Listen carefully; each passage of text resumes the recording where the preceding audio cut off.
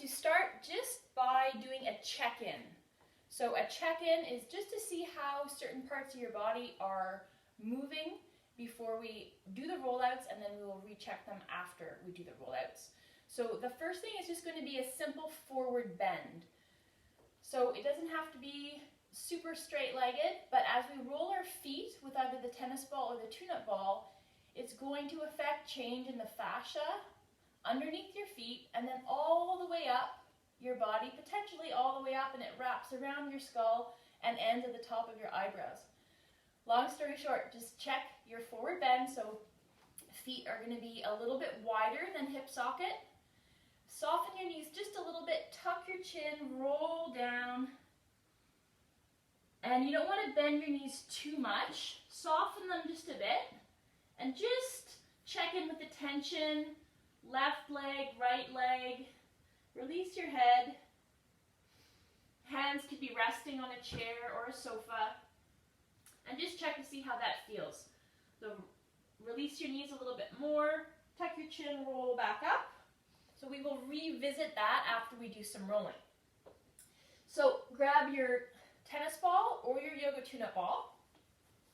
And we're going to start with it with your heel anchored, and then the ball as far back as you can get it. Kind of right there. So you see how it's putting my ankle in dorsiflexion, so my toes are pulled up towards my ankle. And then release your toes down. And then whether you're using the tune-up ball or your tennis ball, it might feel a bit intense. So if that's the case, and also you can be next to a wall or a chair or your sofa here, try not to lock out your knee, soften the knee a little bit. And if it feels intense, then back your standing leg up, and then you'll be pushing less weight down onto the ball, and then less weight will be pressing back up into your foot. But try to keep your foot relaxed, and so you can control that yourself. And then we're just going to start just by relaxing. So just compression first. So we just let the foot drape over the ball. Breathe through your nose. And then from here we'll start to invert and evert the foot. So I'm going to kind of sprain your ankle position that you don't usually love to be in, where the outer edge of your foot is sloping over the ball and going to the side. And then this is kind of the foot fracture. You don't usually roll your ankle this way. The inside or medial side of your foot comes towards the ground. So try to let the movement come from your ankle and not from your hip. So as we're rolling the underside of the foot, we're also mobilizing the ankle, which is really good. So we'll do that a couple of times.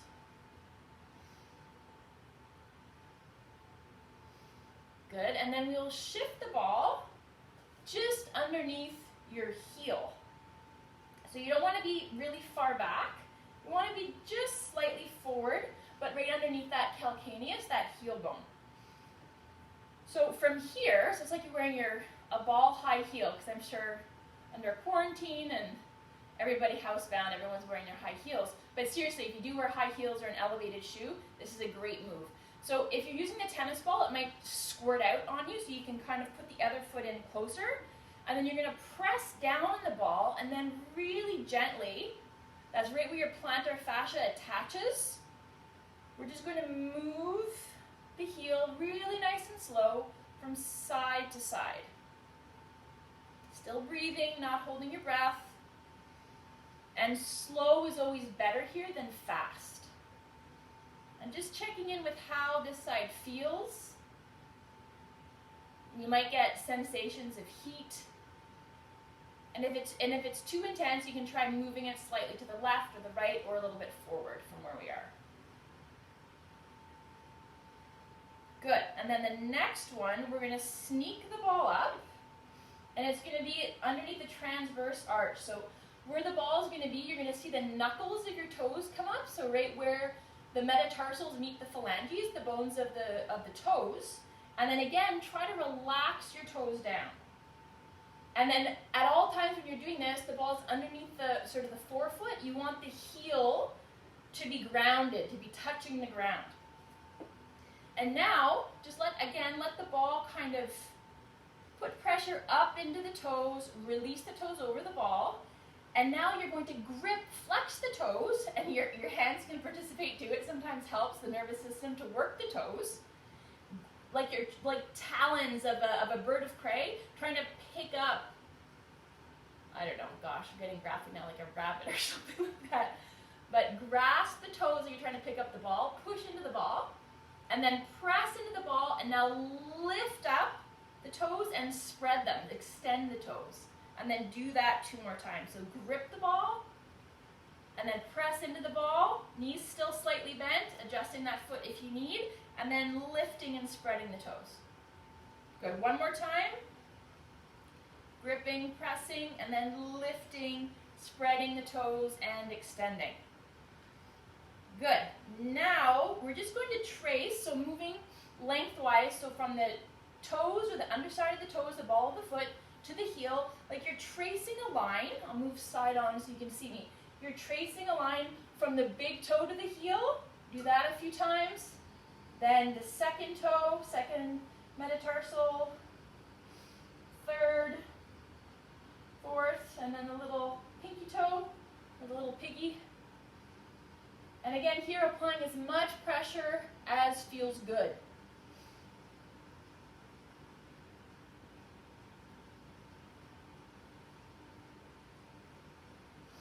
Good. Move the ball to the side, and then just stand for a minute. Feet hip socket width apart, knees soft, skull over rib cage, over pelvis, over the arches of your feet. Just shift your weight from side to side and notice the difference. Between the 2 feet, move the weight into the 4 feet, into the balls of the feet and the toes, and then shift back into your heels, and then just find your center.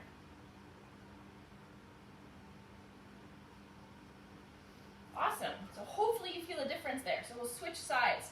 So same thing, I'll do this side with a tennis ball. So the great thing about the TuneUp balls is that they're grippy, they're hard but not too rigid. They'll go over bony prominences without hurting your body, and they actually grip your skin, so they're not going to skid out from underneath you like the tennis ball will do, but the tennis ball is great. You can do this for sure. So first one is as far back as you can get that ball while still having the ankle touching the ground. So you don't want the ankle just floating in space. You really want the ankle to come down and feel like the front of your ankle is creasing. Toes come up towards the shin bone, but then relax the toes down. So first of all, here, so take stock with the standing leg parallel to the foot that's being worked, the ball underneath it. Is that too much pressure? If you're grimacing, you're short of breath, you feel like it's really intense sensation, then just back off a little bit. Again, here you can be up against a wall. So step that standing leg back, and then you've got less weight pressing down into the foot, therefore less weight pushing back up into the foot from the floor. But if it's okay, foot can be side to side, toes relax down, and then start to invert and evert. And this is where with the tennis ball, maybe your range of motion is a little bit more limited deliberately so that your ball's not squirting out as you go. So I'm looking at myself here and I'm turning my pelvis a little bit. So imagine the front bones of your hips here, your ASIS, they're 2 headlights pointing forward. You need to put your hands on those. Just make the movement come from the ankle. So towards the inside, inner edge comes down, and then outer edge to the ground, like you're rolling your ankle or spraining your ankle, and then back down again. So we're cross-fibering the bottom of the foot.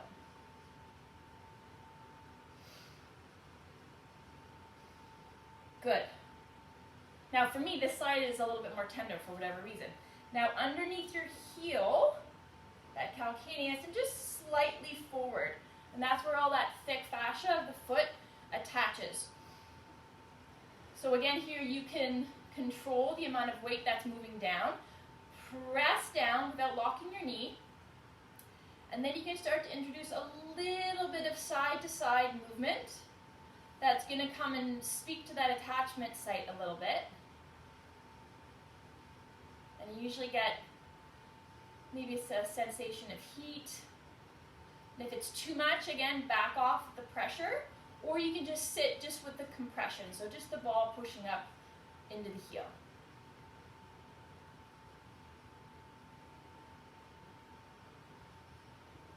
So when I teach kids, I teach split kids a lot. When I first taught this move, I was like, you know, like people would put their cigarettes out, and I've never smoked, but that's what I thought of. So I need to rethink the descriptor, make it more age appropriate and 21st century appropriate.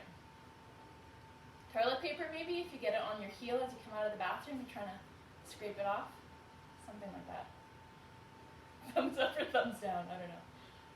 Okay, now move the ball forward, so underneath the forefoot or the ball of the foot, where you'll see kind of the whites of the toe knuckles coming through, the bones of the foot, or actually where the bones of the foot meet the bones of the toes, and then just let the toes drape over the ball. Again, soft in your knees, still stacked in your body. And then flex the toes like you're trying to pick up the ball. Maybe your reaction if you step on a piece of Lego at home, foot goes into flexion. And then press into the ball, bend the knees slightly, and then lift and spread the toes. And then we'll do that a couple more times. So flex, try to grasp the ball like talons. Got hawks around here, flying quite low sometimes, so talons of a hawk maybe. And then flex, and then lift, and then if there's certain toes are less compliant, you can come and maybe help them out with your hands to try to trace those patterns in your body. Good, and now from here, same thing we did on the other side, moving with the grain of the muscle, so tracing a line from the big toe, again against a wall if you need that little extra stability, second toe, third, towards the outer foot and the pinky toe, and then back to the middle of the foot and the big toe. And again, here, anywhere that feels really sensitive, you can avoid it. Anywhere that you think is a nice sensation, it could use a little bit more love or attention, then you can stay there. Okay, move the ball to the side. And then again, just feel your body. So as you're standing, you can use a mirror, you can use a friend, well, anybody living in your household, your child, to make sure that you're stacked, you're not forward here, like you've got a nice plumb line running from your ankle bone up to your hip, through your lungs, out the crown of your head. Knees are soft. And just feel the difference from side to side. Feel any differences in your posture and how you're standing, and then we'll recheck our forward bend. So hopefully you're pleasantly surprised. You might see a difference, or maybe you just might notice a difference from side to side. So tuck your chin, soften your knees, slowly roll down. So I notice, this is not a party trick, I notice a difference in my flexibility just from rolling my feet. We haven't done anything else. Press into your feet, bend your knees a little bit more, chin the chest, and slowly roll up again.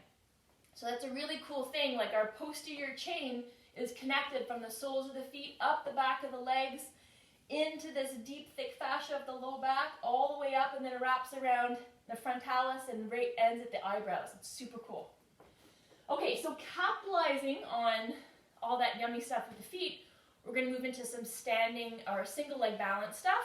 But so have your block or your book nearby, and we'll just start with some heel raises. So lift and spread the toes, soften the knees, tripods of your feet. So ball of the big toe and a little toe anchoring down, arch is lifted, and the heel is rooting down. So the tripod are the medial and lateral parts of the ball of your foot and the heel. So that's your tripod, and the arch is lifting away from those anchor points, and then release the toes down. And then from here, as we go up into our toe raise, imagine you're not going forward first, you want to go up first. So there'll be a little bit of forward motion, but you want to lift straight up with control, slight pause, and then straight down. And then as you're lifting up, the tendency is the ankles will start to bow out or they'll collapse in. So you can look down here and make sure that your ankles are staying right over your heels. And we'll pause a little bit longer at the top here. And then back down. Let's do 3 more. So again, you can be next to a wall while you're doing this. If you're a little bit unsteady, hand on a chair, on a small child. Back down. And then what you can do here as well, to increase your range of motion, this is something you can easily do at home on your stairs or if you have a step, or you can use your block. So we won't do it, but I'll show you a way that you can really get into those calf muscles and your ankle mobility. So you come next to a wall, you don't want your block to tip, you can try it right now if you want. You let your heels drop well below the level of the block, and then again coming straight up, and then down past the level of the block, getting into more dorsiflexion of the ankle. And then from here, we'll go into some single leg squats on the block. So just coming up onto the level of your block, and depending on the length of your feet, you want your heel to be anchored, and you can let your toes sort of drape over the front. So hands can come to hips, and just feel first of all how the lateral hip has to activate just to keep you standing on one leg.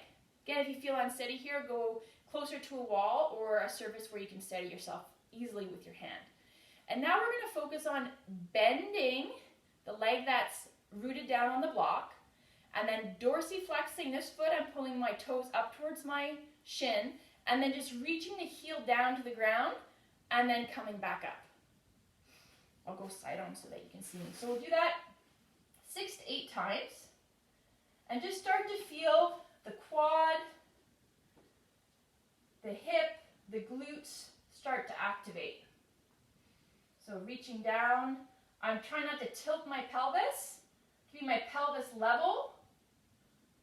And if that's too much for your knee, instead of reaching forward, so keep going hopefully as I'm showing these modifications, you can just drop your heel down even with your foot, and that keeps your knee more over your toes. But there's nothing wrong, as long as you're pain-free, having your knee come over your toes. You do it every day as you go downstairs. Great, and we'll switch sides. So single leg balance stuff is great for just the overall health of your ankles, your knees, the proprioception, the stability. But also think about your gait as you're walking. You're balancing for a second on one leg. So being limited in our activities lately, walking is probably one that a lot of us are doing. So by stabilizing our hip, that stance phase as we're walking, we can strengthen here with just a couple of moves using a yoga block or a big book or your stairs at home.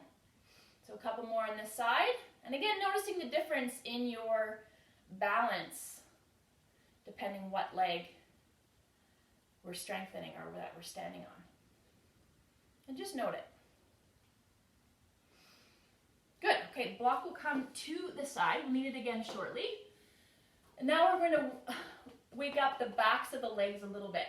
So I was talking earlier about an analogy for getting something off the heel of your foot.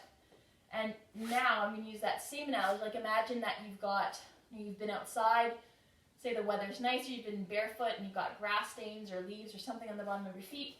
And the movement, so feet start parallel right under your hip sockets. Let's start with the left foot. I'm going to scrape the sole of the foot back, keeping the knee underneath the hip, and then pull my heel in towards my bum. And you'll really feel that hamstring fire.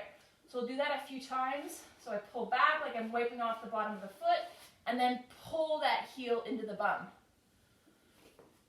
Show you from the front. So Pulling back and then squeezing in. Trying to keep the hips level. Do that a few times. And you should hopefully feel the back of the thigh really light up. Do the other side. So again, trying to keep the knee underneath the pelvis. So I swipe where I wipe that foot back, drag it back, press down, and then keep the knee under the hip and squeeze the heel into the bum. Whew, really feel it on this side. Scrape it back, and then squeeze it in. Do that a couple more times.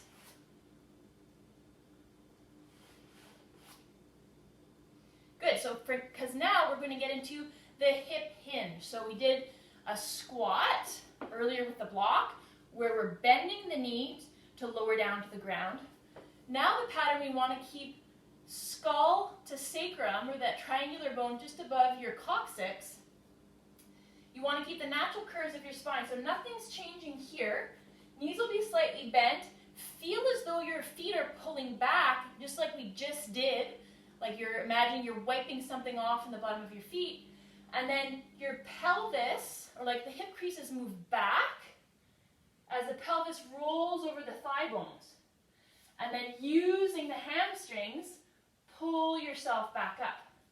Let's do that a few more times. So you can even put one hand on top of the crown of your head, the other hand on the low back. Crease at the hips, move forward, bend the knees a little bit, but the movement's coming from the hips, and then use the backs of the legs to pull yourself back up again. If you've got a broomstick or a dowel, it can be really useful here. One more time. Creasing, or your hands can go here at the hip creases. Push those hips back. And then when you feel like your flexibility is limiting you here, that's when you use those muscles to pull yourself back up again. So that same movement, we're going to explore single leg. You guessed it. So squeeze your block or your book or a rolled up towel in between your thighs. And then we'll start on the left leg. And again here, come to a wall or hand on a surface if you need the extra stability. So the block is here to get us to activate a little bit in the core and the inner thighs, but to keep the knees parallel to one another. So swipe that foot, squeeze the heel to the bum, and then single leg hinge. You're really going to feel the pull here in the back of that working hamstring, and then use that to pull yourself back up again. Make sure this kind of thing's not happening. We don't want to be rounding. And then as we're down here, we don't want that sort of thing happening either. So again, skull to sacrum. Keep the natural curves of your spine. Breathing all around your spine, and then come back up again. Let's do one more. And back. That's a good one. That's a keeper. Switch sides. And again, if you notice, you start, you feel like you need to go somewhere where you have a little bit of extra stability, hand on something, please do that. So wipe the foot back, trying to get something off the bottom of your foot. Stepped on something that you're not quite sure what it is. Swipe it back, squeeze the heel to the bum, squeeze the knees together, wake up those inner thighs, hands on hips, and hinge forward. Let's go for 5. And come back up again. So spine is not changing shape. Foot's working, intrinsic muscles of my foot. Ankle's working to stabilize me in space. So is that outer hip and the glute and also the hamstring. So 2 more. Flexing the hip, hinging forward. And 1 more. Awesome. Okay. Shake the legs out a little bit. And now, that same hinging action, you can use a water bottle here, you can use your block. If your book's too heavy, you can use a different item. But I just call it the pickup game. But what we're doing is it's that same movement, so I'm not going to squat down. The movement is a hinge, single leg. The only rule of the game is if I put the block down with my right hand and I hinge back up, the next time I hinge down, I have to pick up the block with my left hand. So if I start on my left leg, or let's start whichever leg we didn't work at the end of our single leg hinge. So I'll start on my right leg, because I think I finished my left leg. I put the block down in front of me, and I hinge back up. So as you're coming down, remember not to round to go get the block. We're going to reach, but try to keep, again, skull to sacrum, natural curves of your spine. And now I'm going to hinge down, and I'm going to pick it up with the opposite hand. So you make it as easy or as hard as you like. Put it down on the opposite side, and I pick it up with my right hand. Put it next to me. So putting it close to you isn't necessarily easier, but you'll notice if you put it too far away, you're going to pay for it when you have to reach across your body to pick it up with the other hand. So let's do one more. So let's see if I've gone beyond my limits here. I've got to cross my body. And back. Take it out. So hopefully you're feeling it. I know I'm feeling it for sure in my glutes and my hamstrings. And we'll try my left leg here. So left hand down, hinging. So this knee can bend, but again, the movement's coming really from the pelvis rolling over the hip bone. And then I pick it up with my right hand. And then if I want to make it more difficult, I can lower the level of the block. So it's up to you. You can keep it sort of this level, lower it to this one, or that's more difficult. Over to the side, and then back, across. There we go. Get my balance. Last one. Try this one in behind. My tongue went out there. That meant I was really working hard. Great. So that's the pick-up game. So great progression from single leg balance, stuff we did last week, just hovering the foot, to the single leg squats, and then the hinges. So great stuff you can implement at home if you want to get a little movement breaks or snacks throughout your day. Okay, from here, we will go down to the ground. Quadruped position, so all fours. So if you've got a mat, great. Otherwise, soft surface or a towel that you can roll up under your knees if need be. And then from here, we're just going to get into our segmenting as we did last week. So we'll start with your wrists underneath your shoulders and your knees underneath your hips. So knees are separated a little bit. And then drop your head, drop your tailbone, lift your belly up and round your spine like an angry cat. Sound effects are always welcome. And then from here, take 3 breaths. So inhale and exhale. See if you can round a little bit more. 2 more. Inhale. Exhale, round even more. Last one. Inhale. And exhale, round. Good. From here, you're going to tip the pelvis forward by lifting the tailbone, but nothing else in your spine is going to change. So as my pelvis moves, my lower back will participate. That's fine. So I'm lifting my tailbone up. Then the lower back will jump in, so I'm releasing the low belly, then the navel, then the low ribs, and then you're waving your spine from flexion to extension. Now I'm in between the shoulder blades, let my sternum drop down, my chest, and then finally my neck softens, lift my head, gaze forward, and then we'll go back the other way. So tailbone's going to start again. So I'm going to tip my tailbone down, so my pelvis is moving back.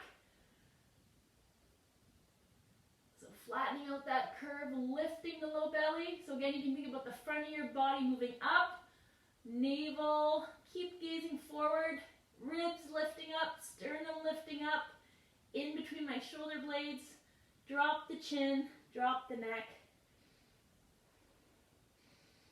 Good, and then release. You can sit back and take a little child's pose. You can stack one hand on top of the other. So, I mean, that's just mobilizing our spine. But that's hard work. You're doing it properly, that's hard to do.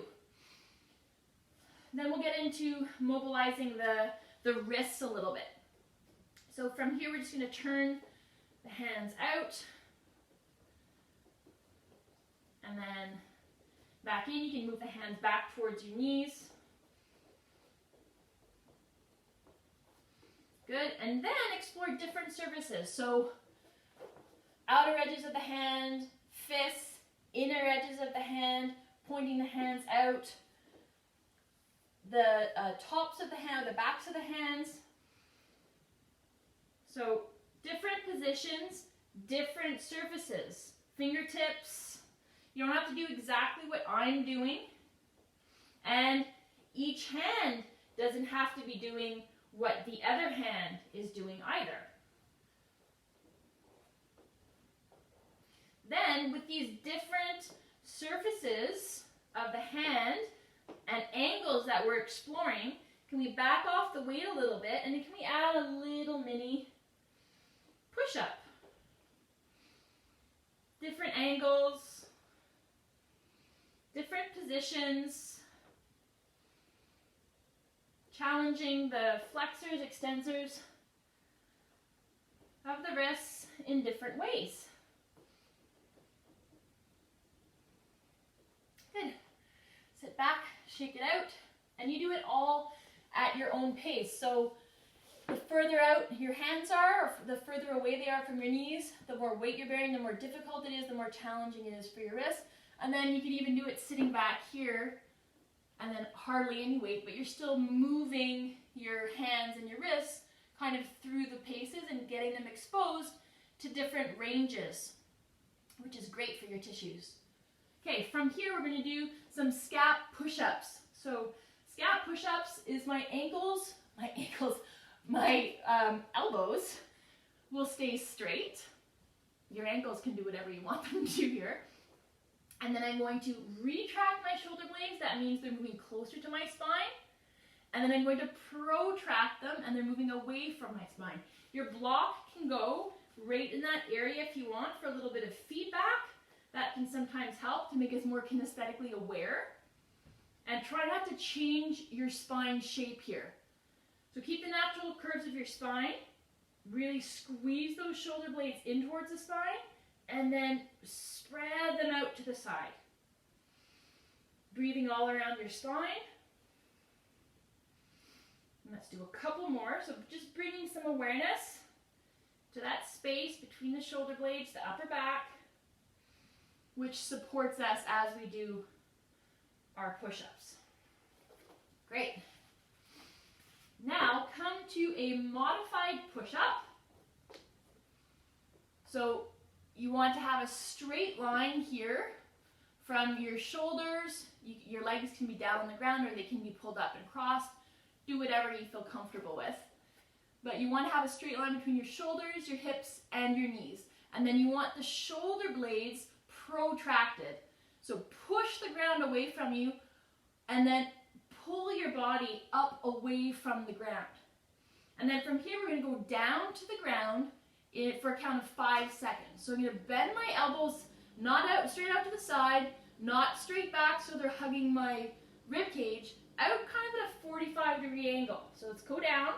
4, 3, 2, 1. Down to the ground, push back, and we'll do that 2 more times. So you can stick with this modified version, or you can come to a full push-up. Really sort of know yourself. There's not one better than the other. The best one is what your body needs. Protracted shoulder blades. 10, squeezing my bum, squeezing my legs. 5, 4, 3, 2, 1. Feet come down, tuck the toes, push back, and come back again. So these negative push-ups are really working your muscles that you need for your push-up in the an eccentric way, so as they're lengthening, which is great for building strength. So 5, last one, 4, 3, 2, 1, and then release it all on the ground. Stack one hand on top of the other, rest the forehead, and just shake the bum. Move the hips from side to side. And then for those of you that did the class last week, we'll build on what we did there. So you're going to make fists with your hands. Forehead's going to come to the ground, or it can come to your block or book. So I'm level with my chest at the front here. Thumbs are kind of pointing up, pinkies are pointing down, elbows are lifted up, shoulders are rolled back. Now I'm going to squeeze my bum, push the front of my pelvis into the ground. Tops of the feet are anchored too. Push your fists into the ground for 5, 4, 3, 2, 1. And now for 5, we're going to try to lift the elbows up, the fists away from the ground. If they don't lift up, just try to move the action like you could put a piece of paper between your mat and your fists. And then push into the mat one more time. 3, 2, 1, and lift. 5, 4, 3, 2, 1. Now, even if you're struggling, keep them lifted as much as you can. And now see if can we straighten into extension, shoulder extension. Come back and straighten. Do that 3 more times. 1. Last time. And rest. Again, you can stay still here, static, or you can move the pelvis from side to side. And then we'll do one more thing with our push-up. So you should feel the shoulders, the wrists, biceps, triceps, upper back are nice and warmed up. So coming into our modified push-up, hands on either side of the chest, pushing into the ground, tensing the bum, trying to move the belly button away from the ground. Press into the knees and then lift up and hold the bottom position of your push-up. 3, 2, 1, release. We'll do that one more time. So tense the bum, tip the pelvis back slightly, squeeze the legs, squeeze the abs, and now lift the hands. Squeeze those upper back muscles. You might start to get hamstring cramps, hopefully not. Now press the hands in, pull the body away from the floor. Hold. 3, 2, 1, and you can relax down or push up. Awesome. Way to go, everybody. Okay, so the last thing, we've got about 5 minutes left, is going to teach you one technique that combines a lot of factors that can really help you to turn on your off switch. So in our nervous system, we have the sympathetic and the parasympathetic branch. The sympathetic is your go, go, go, adrenaline, your fight or flight. You need to react to something.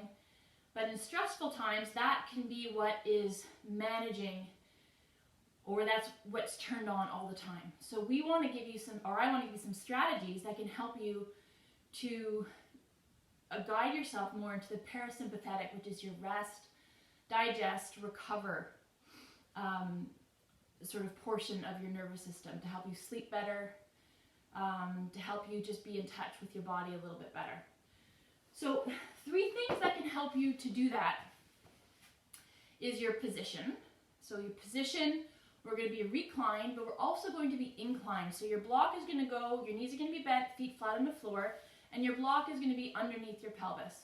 So that slight incline in a reclined position will send more blood to your brain, which then speaks to your baroreceptors, which in your carotid arteries, and that sends a quick feedback loop to say, hey, that's too much blood to my brain, and then your brain quickly sends out another message which slows your heart rate.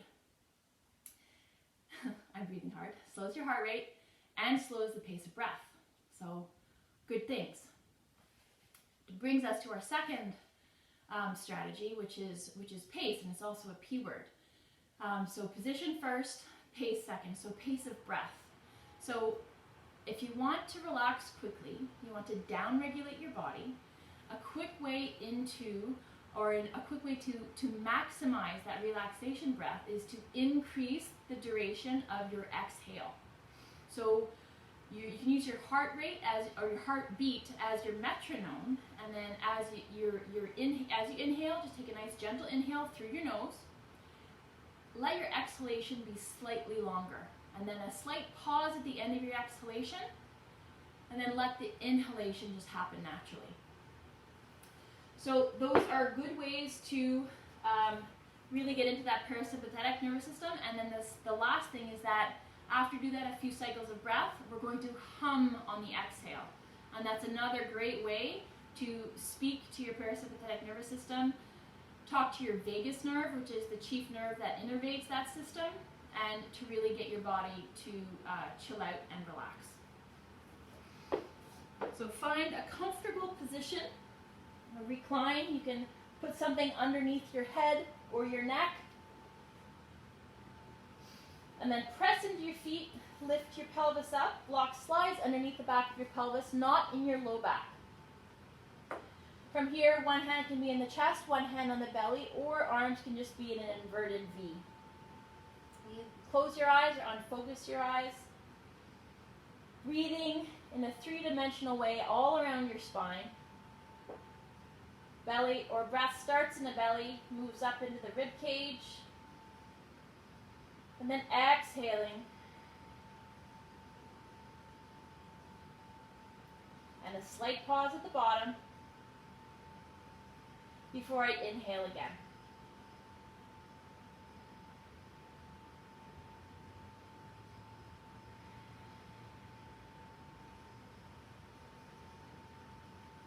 Slight pause again at the bottom of that exhale.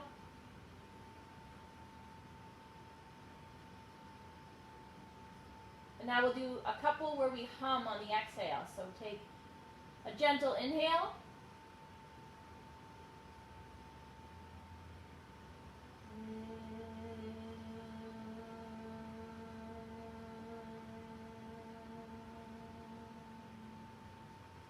Gentle pause at the bottom of the exhale.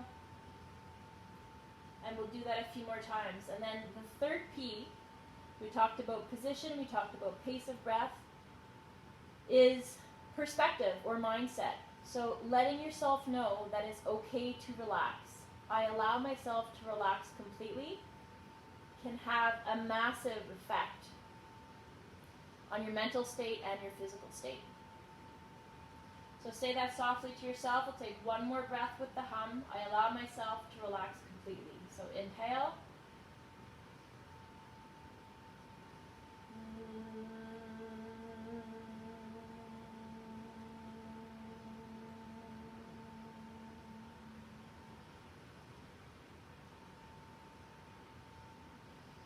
Press into the feet, lift the pelvis. Stay here as long as you'd like, by the way. Don't be in a hurry to come out just because it's time to be done, our class. So thank you for joining me. I really appreciate it. There's a local food bank that offers community support to persons and families in need called Le Grain de Sel. I posted about it in my stories, Amy Walsh Movement. So if any of you are so inclined or in a position where you can make a donation, they are in great need of help for people in this area. So graindesel.ca. Thanks very much, everybody. Have a great rest of your day.